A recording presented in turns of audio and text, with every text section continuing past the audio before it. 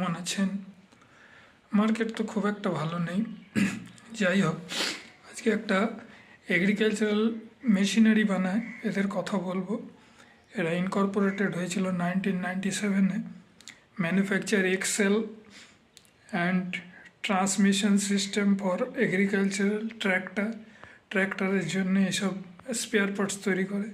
And construction vehicles, সব নানা রকম যেগুলো এগ্রিকালচার লাগে সেসবের মেশিনারি গিয়ারও বানায়। Maharashtra best company.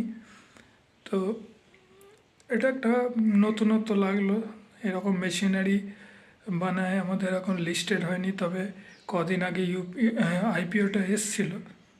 আইপিওটা একটু হাই রেটে এসছিল, ওই জন্য এখন আন্ডার রেটে রয়েছে।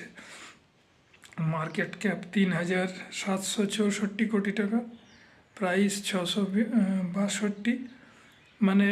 যা আইপিও এসছে 700 সামথিংয়ে বোধহয় আইপিওটা এসছে, হচ্ছে কমই আছে, কারণ খুব একটা জায়গা ছাড়েনি যারা নতুন আইপিও করছে তাদের জন্যে।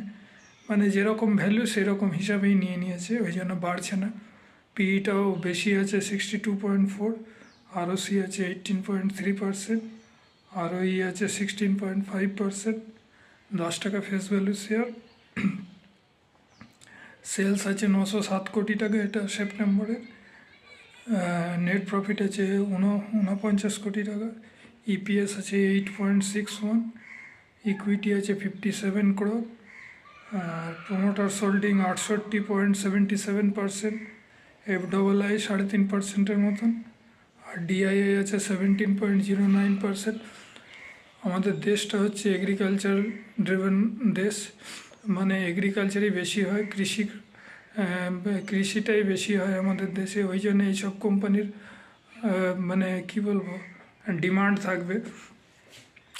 আগামী দিনে এগুলো ভালো করতে পারে। এখন যেহেতু রেটটা অনেক বেশি নিয়ে নিয়েছে আইপিওতে, সেই হিসাবে কিন্তু খুব একটা বাড়েনি। তো বাড়বে কি করে, কারণ পিটাও অনেক বেশি আছে। যাই হোক, যে আগামী দিনে লক্ষ্য রাখবেন, নাম হচ্ছে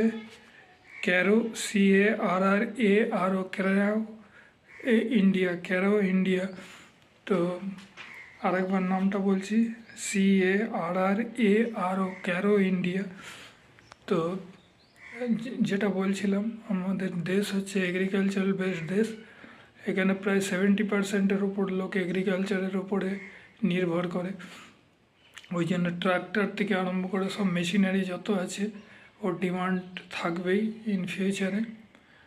আর যেটা বললাম, এখন নতুন কোম্পানি, এটা মহারাষ্ট্র বেসড, লক্ষ্য রাখবেন। ফান্ডামেন্টাল ভালোই লাগছে। আর যে সেক্টরে রয়েছে এখন লিস্টেড কোম্পানির মধ্যে আমার মনে হচ্ছে কেউই নেই, একদম মনোপলি টাইপের। তো এই জন্য লক্ষ্য রাখবেন, মনে হচ্ছে আগামী দিনে বাড়বে। এটা আমার নিজস্ব মতামত, আপনারা চিন্তা ভাবনা করে কিনবেন। থ্যাংক ইউ দেখার জন্যে, রাখলাম। নেক্সট ভিডিও দেখা হবে।